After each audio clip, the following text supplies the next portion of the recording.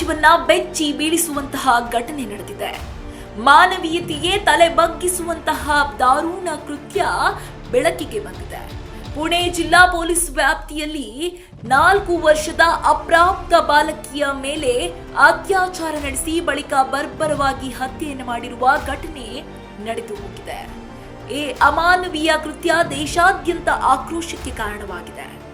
ಭೀಮರಾವ್ ಕಾಂಬಳೆ ಎಂಬ ಆರೋಪಿಯು ಬಾಲಕಿಯನ್ನ ಪುಸಲಾಯಿಸಿ ತನ್ನೊಂದಿಗೆ ಕರೆದುಕೊಂಡು ಹೋಗಿದ್ದಾನೆ ಎನ್ನಲಾಗಿದೆ. ಈ ದೃಶ್ಯ ಸಿಸಿಟಿವಿ ಕ್ಯಾಮೆರಾದಲ್ಲೂ ಕೂಡ ಸ್ಪಷ್ಟವಾಗಿ ಸೆರೆಯಾಗಿದ್ದು, ಇದೇ ದೃಶ್ಯಾವಳಿ ಪೊಲೀಸರಿಗೆ ಪ್ರಮುಖ ಸುಳಿಯಾಗಿ ಪರಿಣಮಿಸಿದೆ.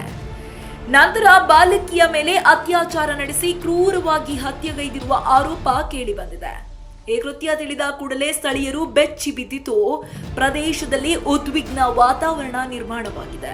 ಸಿಸಿಟಿವಿ ದೃಶ್ಯ ಆಧರಿಸಿ ಪೊಲೀಸರು ತಕ್ಷಣವೇ ಕ್ರಮ ಕೈಗೊಂಡು ಆರೋಪಿಯನ್ನ ಬಂಧಿಸಿದ್ದಾರೆ. ಘಟನೆಗೆ ಸಂಬಂಧಿಸಿದಂತೆ ಪುಣೆ ಪೊಲೀಸ್ ಠಾಣೆಯಲ್ಲಿ ಪೋಕ್ಸೋ ಕಾಯ್ದೆಯಡಿ ಪ್ರಕರಣ ದಾಖಲಿಸಲಾಗಿದೆ. ಈ ಮಧ್ಯೆ ಬಾಲಕಿಗಾಗಿ ನ್ಯಾಯವನ್ನ ಒದಗಿಸಬೇಕೆಂದು ಆಗ್ರಹಿಸಿ ಗ್ರಾಮಸ್ಥರು ಬೃಹತ್ ಪ್ರತಿಭಟನೆಯನ್ನ ನಡೆಸಿದ್ದಾರೆ. ಪುಣೆಯಿಂದ ಬೆಂಗಳೂರು ಹೋಗುವ ರಾಷ್ಟ್ರೀಯ ಹೆದ್ದಾರಿಯನ್ನ ತಡೆದು ಸುಮಾರು 2 ಗಂಟೆಗಳ ಕಾಲ ಸಂಚಾರ ಸ್ಥಗಿತಗೊಳಿಸಿದ್ರು. ವಾಹನಗಳು ಕಿಲೋಮೀಟರ್ ಗಟ್ಟಲೆ ಸಾಲಾಗಿ ನಿಂತಿದ್ದ ದೃಶ್ಯಗಳು ಕಂಡುಬಂದವು. ಪ್ರತಿಭಟನಾಕಾರರು ಆರೋಪಿಗೆ ತಕ್ಷಣವೇ ಶಿಕ್ಷೆ ವಿಧಿಸಬೇಕು, ಗಲ್ಲು ಶಿಕ್ಷೆ ನೀಡಬೇಕು ಎಂದು ಘೋಷಣೆ ಕೂಗಿದರು.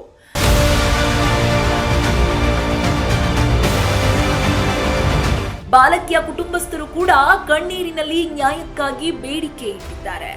ಸ್ಥಳಕ್ಕೆ ಆಗಮಿಸಿದ ಪೊಲೀಸರು ಮತ್ತು ಅಧಿಕಾರಿಗಳು ಗ್ರಾಮಸ್ಥರನ್ನ ಮನವೊಲಿಸಲು ಪ್ರಯತ್ನಿಸಿ ನಂತರ ಪರಿಸ್ಥಿತಿ ನಿಯಂತ್ರಣಕ್ಕೆ ಬಂದು ಪ್ರತಿಭಟನೆಯನ್ನ ಹಿಂಪಡೆಯಲಾಯಿತು. ಈ ಘಟನೆ ಕೇವಲ ಒಂದು ಕುಟುಂಬದ ನೋವಲ್ಲ, ಸಮಗ್ರ ಸಮಾಜದ ಆತ್ಮಸಾಕ್ಷಿಯನ್ನ ಕದಡುವಂತಹ ಘಟನೆ. ಅಪ್ರಾಪ್ತ ಮಕ್ಕಳ ಸುರಕ್ಷತೆ ಬಗ್ಗೆ ಮತ್ತೊಮ್ಮೆ ಗಂಭೀರ ಪ್ರಶ್ನೆಗಳು ಎದ್ದಿವೆ. ಇಂತಹ ದಾರುಣ ಕೃತ್ಯಗಳಿಗೆ ಅಂತ್ಯ ಯಾವಾಗ? ಕಾನೂನು ಎಷ್ಟು ಕಠಿಣವಾದರೂ ಇಂತಹ ಮಾನವೀಯತೆ ಕಳೆದುಕೊಂಡವರ ವಿರುದ್ಧ ಇನ್ನಷ್ಟು ಕಠಿಣ ಕ್ರಮ ಅಗತ್ಯವೇ ಎಂಬ ಪ್ರಶ್ನೆ ಮತ್ತೆ ಎದುರಾಗಿದೆ. ಬಾಲಕಿಗೆ ನ್ಯಾಯ ಸಿಗುತ್ತದೆಯಾ?